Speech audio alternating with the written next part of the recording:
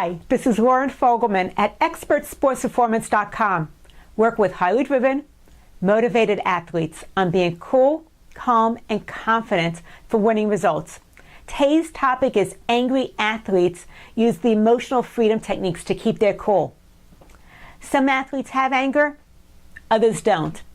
And there's pros and cons to it. Some of the pros are that you get this burst of energy.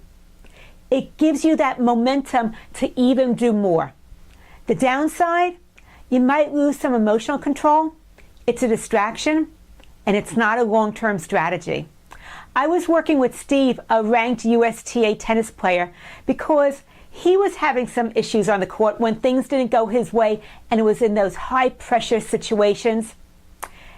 It was disrupting his focus. He wasn't getting the results he knew he was capable of, and he was having some outbursts on the court. Wasn't okay.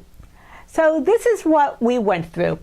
First of all, he talked about the more that he tried to control his anger, the worse it became. He was having reverse effects with it, and part of it is because the more that you force something not to happen, the more that you tune into the problem, and that very thing that you're trying to get rid of actually happens. That's why he was having some reverse effects. The other thing that I was talking to Steve about is the fact that anger is usually a secondary emotion. That means that there might be some other more complicated emotions underlying the anger, and the anger is on the surface and what's actually coming out. But if you dig a little bit deeper, you'll find something else there. The other thing is that there's some complexities. When you get triggered, it might be that there's several different things happening that could trigger you. So you might feel that your issue is when you're expected to win in a really tough match. That's great, but it's so much more complex than that. So when is it that you're doing really well and you're able to rise up to the challenge? And what happens that actually pushes you over the edge, so you end up getting distracted, having that angry outburst, and losing your focus? Those were some of the things that we focused on. One of the things that I asked Steve to do is some detective work. I wanted to go a little bit deeper beyond that surface issue of him just calling names to the umpire and losing his cool on the court. I wanted to figure out, when did this first start and what happened then? Because it takes some detective work to get to the root of the issue. If you can get to that root, you're much more likely to resolve an issue than if you just stay with the surface stuff of what's happening now. He was open to doing something new, so I told him about the emotional freedom techniques and how it's like acupuncture but without the needles. It works with your energy system to be able to clear or neutralize what was triggering him.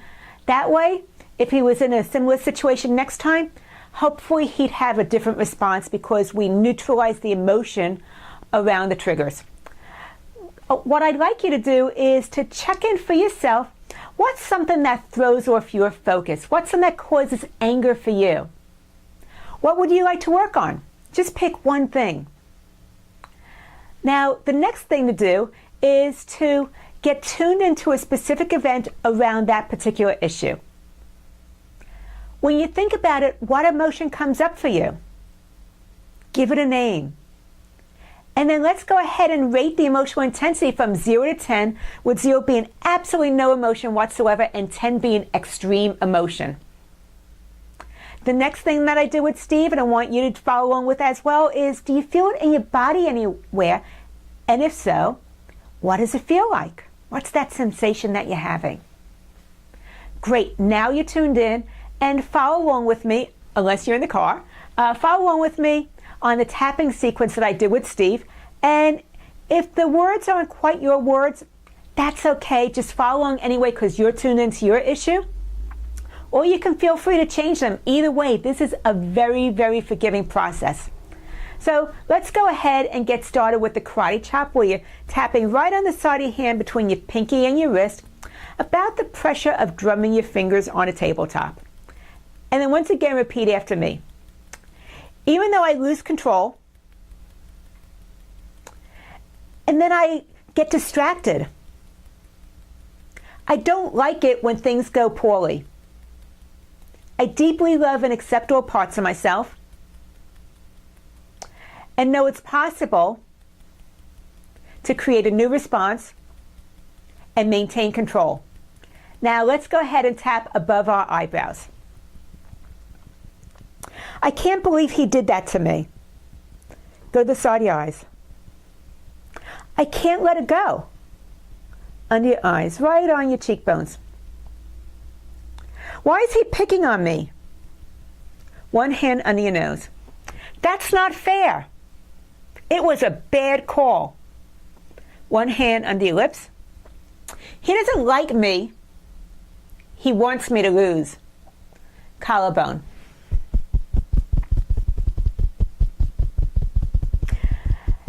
It wasn't supposed to happen like that. It was a bad call. Under your arms. I can't let it go. I can't get it out of my mind. Top of your head. I'm stuck on this bad call anger. Now let's go to your eyebrows and do some positive tapping statements, because I like to turn a negative into a positive. It's possible that I can respond differently to that bad call. Go to the side of your eyes. I can choose a new response where I stay in control. Under your eyes. I choose to focus on things that I have control over.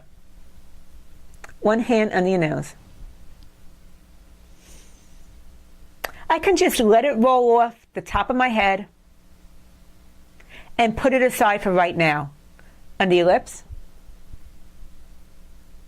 When things happen unexpectedly, I choose to refocus quickly on my performance. Collarbone. I choose to keep my head in the game no matter what. Under your arm. I'm going to do some mental focus conditioning. Learning how to stay focused even when things don't go as planned. Top of your head. I thought I was letting people down, and that's okay. I know I can do better. I can learn from this and have a new response next time. Go ahead, stop tapping, take a deep breath in, and exhale. Now check in with yourself. You might feel a little bit of a body buzz.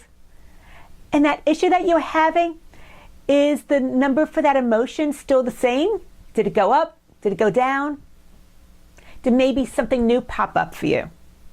And if you felt it in your body anywhere, is that sensation still there, or did that change in some way? What's the emotional intensity that you rate your emotions now?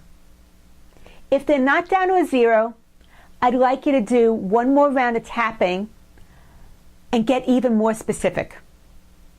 Or you could just say this remaining issue on all the different tapping points, and that might be good enough to just nail it. The bottom line is that by doing this, you're shifting your energy, you're creating a new response, and you're less likely to get triggered. That's what happened with Steve, is that he didn't feel that emotional intensity anymore, even when I tried to test him about a bad call and things being unfair. But the real test happened a couple weeks later, when he was in a tournament once again.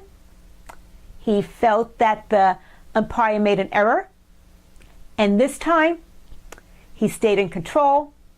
He responded in the way that he always wished. It was a really great moment for him to see that he can stay focused. Let it go for right now and look at it later and learn from it. So here's your challenge. I'd like you to go ahead and list your top 10 things that you would like to really release, not have be distractions for you, not have them trigger anger for you. Whatever those top things are. Rank them from 0 to 10 or 1 to 10, with 1 being the least intense, 10 being most intense.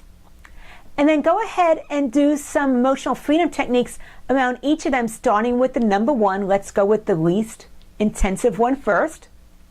And then work your way up the list. Recognize that there's some complexity. Each particular thing that you have on your list might have more than one issue or trigger around it, and just do as much as you can. The main thing is safety first. If you don't feel that this is safe for you, or if you feel uncomfortable doing this on your own, then reach out to me. Let's talk. That way you can get the partnership, the help to be able to work through those issues and keep it in a really safe place. If you're interested in the top mental game mistakes and how to be able to overcome them, go to my website, expertsportsperformance.com, put your name and email address in the upper right-hand corner. Immediately, you'll get the first of the video training series on your mental game and how to be able to raise it up and play at a high level. I'd love to hear a comment from you. Let me know what you thought about this tapping session using the EFT, especially if you never used it before. And please go ahead and click the likes button to pass it forward.